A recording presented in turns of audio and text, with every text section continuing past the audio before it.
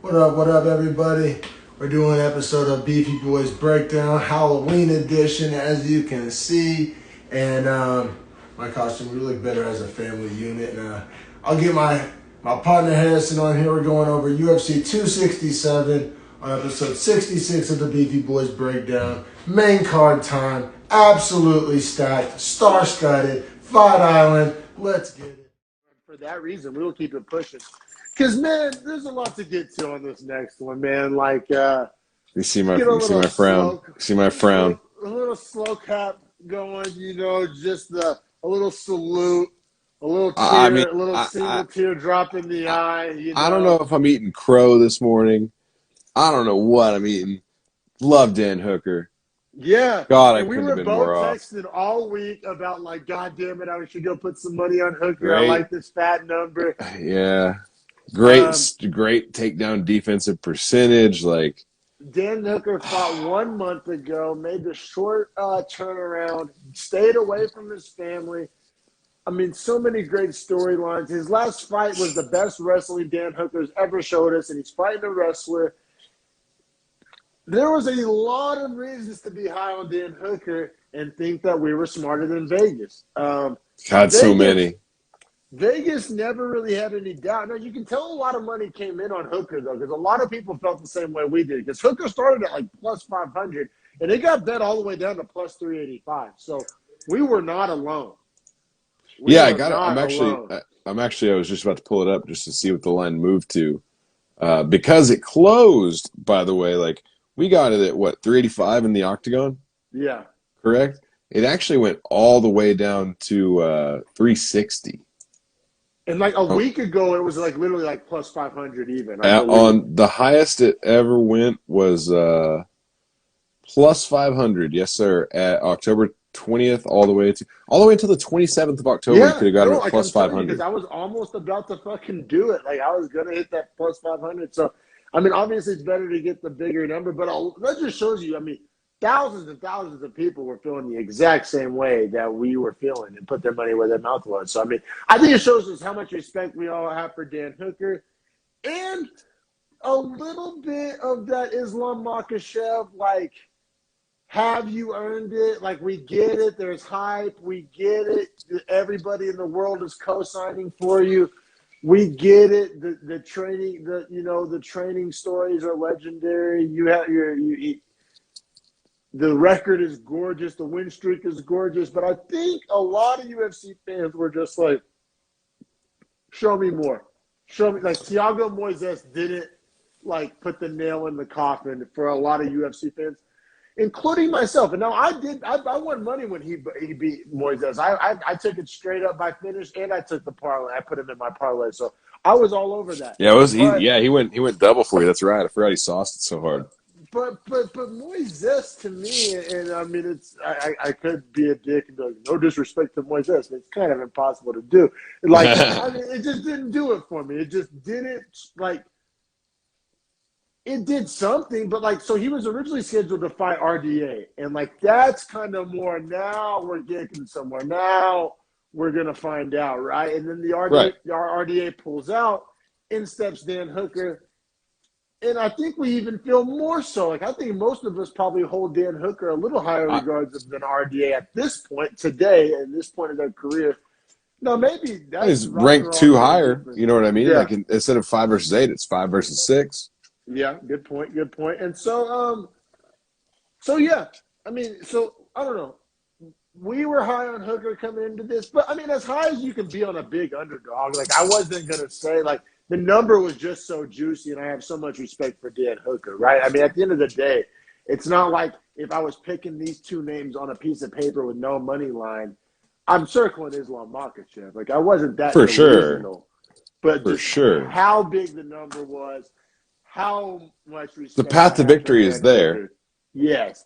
So that's where we're at. And the reason why we're doing so much lead up, because, man, this fight was not competitive. And I mean, 2.5 minutes and not competitive. Not competitive, like, at all. Like, Dan Hooker didn't win a single position, didn't land a single strike that really, like, made us rethink anything. I mean, Islam Makhachev, I'll say I was a little surprised that he won by Kimura. Like I was too, but I didn't necessarily see that coming. Now, am I shocked that he won by submission as a broad stroke? No, but I didn't necessarily see the Kimura. So on a fight that kind of was a little bit of a letdown and kind of, didn't go the way I saw it going. I mean, I'm grasping at straws here, but the Kimura was somewhat of a surprise. I think we're being shown why Khabib always said that his toughest rounds were with Islam and no one else. I think we're starting to see why that's the case. Because I think when you saw him get the Kimura and Dan Hooker got his hands locked, and then he stepped over the head and scooped his shoulders up to essentially break the hand lock via shoulder pressure, man. I mean, his grappling is just literally a different level. It's like Khabib in there again. They brought it up on the broadcast, and I hate to always parrot the broadcast, but it was super reminiscent of the Michael Johnson fight, with the exception of Islam didn't even throw a bunch of punches. He just dominated the positions and took control. Like Islam, he made Dan Hooker look like a goddamn grappling bag dummy. That could have been anybody, right? I mean, Dan Hooker almost got to the fence, man. He got taken down the center of the cage, and he was scooting back, and he literally got to the point where his shoulders were about to touch the fence, and if he got one more scoot, he was going to be all right. And then Islam grabbed his wrist and pulled him up, kind of got him down. Dan Hooker did another smart thing, got his leg up, and then kept it pressed against his foot against his thigh to make it like a figure four almost, so that Islam couldn't walk over that, you know what I mean? Because that's like a big wedge that he can't pass over. So that was smart too, but none of that gets you off the bottom. Yeah, so essentially, when you fight Islam, it is going to come down to those little intricacies, right? Like those non-obvious little things. And I got to say, from just a much more lens zoomed out thing, and we've talked about it before with Dagestanis and just grapplers as a whole, but just the amount of functional strength that they pack into those frames is unreal. Because if they both had shirts on and they were both just kind of standing there next to each other, you wouldn't say that Islam Machackev is the bigger man when he's standing next to Dan Hooker, at all. No, I'd probably say the opposite. Dan Hooker. Yeah, you'd say Dan Hooker's the bigger man. But Islam, I mean, it was like a bear, he was so much stronger. He could just take Dan Hooker. It's like Patrick when he was like, "Let's take this rock and move it fucking over there." Whenever Islam was just I'm going to take your body and just physically place it where I want it and what'll win me the fight. You get no say in the matter. It's not he doesn't have to even really set it up. I'm sure somewhere there was a little setup, but I mean, it wasn't he just does. He just does. I think Islam cuts a lot of weight though to get there, because when I looked at him Thursday, day before weigh-ins, they did their press conference, his lips were dry and sucked in and all cracked, and I was like, man, your body is begging for moisture, bro. You must be really dehydrated right now. Now, granted, he's going to weigh in the next morning. 5'10". He's not the tallest guy either, so I think that definitely helps. But I think he walks around at 185. Wow. He's so strong. I think he cuts 17, 18% of his body weight off to make that weight, which is crazy. That is crazy. And I mean, the thing is, though, it doesn't seem like it affects his performance, right? Right. But, I mean, once again, we don't usually see the guys like him or Khabib get pushed to the third round because they dominate rounds 1 and 2 so much they break their opponent. All right, so this fight lasted 2 minutes and 25 seconds. Machackev gets the Kimura submission. Makes short work out of Dan Hooker. Now, let me ask you this. So, the lightweight belt between Oliveira and Poirier is coming up real soon. Chandler Gaethje next week. What's your opinion? Who gets the next title shot? Islam, he called for it. He says he deserved it. He laid out a halfway decent argument for it. Or the winner of Chandler Gaethje, or is it just at this point a Grand Prix? Does the winner of Chandler Gaethje get Islam, gets the belt shot? Or here's this. Who's to say Poirier and Oliveira isn't a classic all-time fight that we have to run back, and that there's a rematch on the line? that took the words out of my mouth. Or I could also see a Jan Blachowicz spoiler alert situation happen where they're like, you didn't defend the belt enough times, Oliveira. Like, we never really wanted you as a champ anyway, Oliveira. You don't sell pay-per-views, Oliveira. You had your shot, Oliveira. Insert bigger name XYZ, right? I think Islam's argument that Gaethje and Chandler have already fought for the belt and he hasn't yet. I mean, I like how he went with there because I think that's like the only thing that would kind of get me to side with Islam. I think we clearly had Gaethje Chandler as a number one contenders fight. Like, that was kind of obvious, but I still think it is, to be quite honest. You still think it is, right? I think what ends up happening. No, I think what ends up happening is that Dariush has no opponent. There's nobody else that makes any sense for Dariush. Yeah, there's nobody that makes any sense for him other than that. So I think that it's a 5 versus 3 matchup because Islam's not going to move up from beating 6 whenever these guys are all like 4 is about to fight 2. So you're not going to change them because they're in contract to fight. 1 is locked in to fight champ, and Dariush is looking for an opponent. So you could argue that you'd move maybe Chandler to 5, Dariush to 4, and Machackev to 3.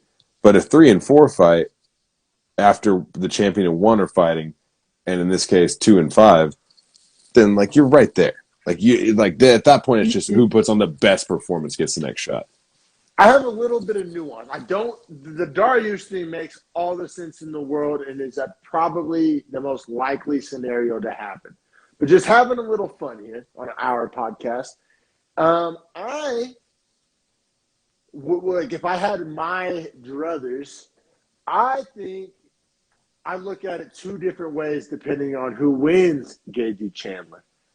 I think if Chandler beats Gaethje, and if Oliveira beats Poirier, I'm not super stoked on that rematch with all the other fun matchups you can make. However, so what I'm saying is, I think if Chandler beats Gaethje, I want to see Chandler Islam. I think that would be sick. And, yeah, that would be a great fight. But I think if Gaethje beats Chandler, he gets a title shot. I don't. And maybe that's not fair. Maybe I'm not being fair to Chandler. I think if Chandler beats Gaethje, I wouldn't mind seeing him fight one more time, whether it be Dariush, whether it be, like, I don't know. Chandler he got his shot so quick and looked so, like, got beat up so badly. I mean, it was a competitive fight. It was a competitive fight, but he got finished in, the second or third round? But, like, he damn near finished Oliveira in the first. It was a wild fight. It was a wild fight. I don't know. Maybe I just have some nostalgia for Gaethje. Maybe I'm hating on Chandler a little bit. So you don't view it any differently as who wins that fight? That doesn't weigh in on your decision.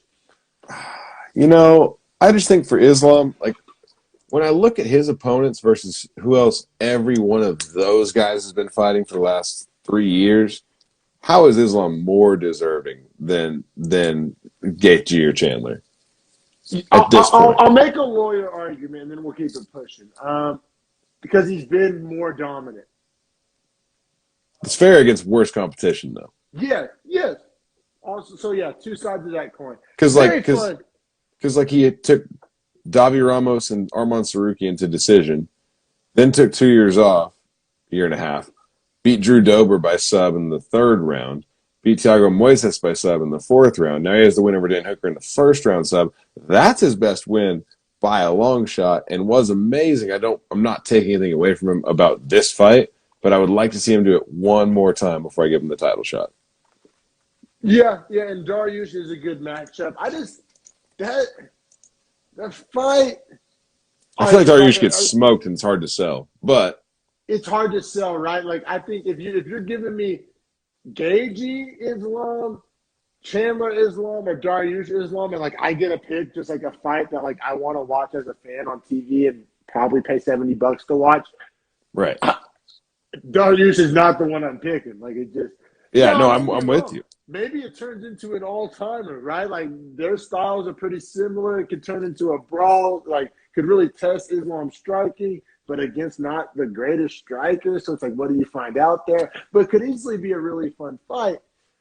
Dariush is always, sorry to just bring this up in the middle, but Dariush is always talking about how Christianity saved his life and shit, and like literally kind of a religious war in the octagon at that point. Not at all, but you know what I'm saying? Like whoever wins is gonna get to talk about their God, and that's gonna be real appreciated.